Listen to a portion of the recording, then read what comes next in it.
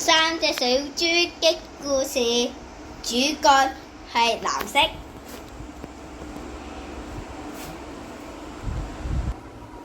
呢度有細佬，禾稈草有大哥，木屋就有二哥。狼啦，我就係、雞蛋又唔啱我食喎，話芒果又唔啱我食喎。睇呢個先，喂，哇，好正喎！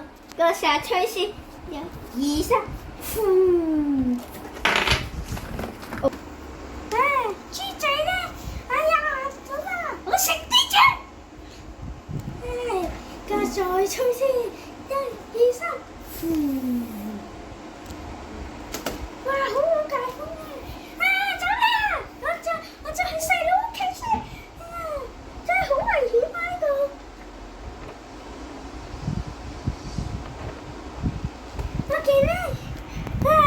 我要食呢個，呢啲豬仔好肥啊，佢好想食啊！而家過去嗰個咯，再吹佢先，我再吹多次先。哎呀，吹唔冧嘅，點解嘅咧？我再過去攞錘仔先，係卡呢個更加咯喎。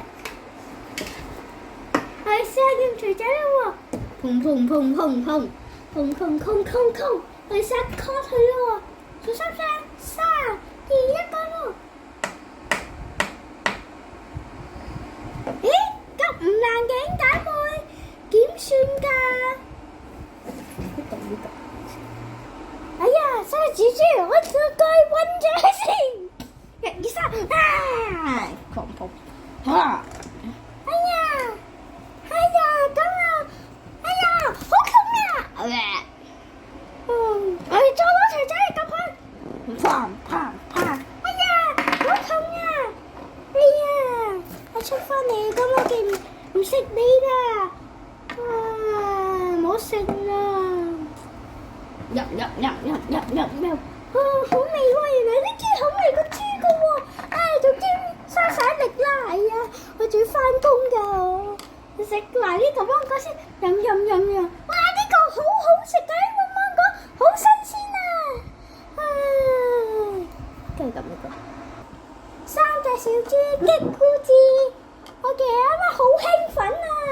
我記得好興奮啊！我記得三隻小豬的故事，陳俊雲作。三隻小豬的故事。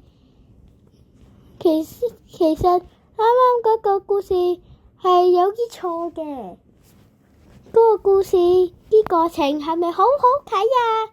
俾啲掌聲啦！我記嗰啲過程其實整得唔係好啱嘅，嗰啲過程。三隻小豬的故事，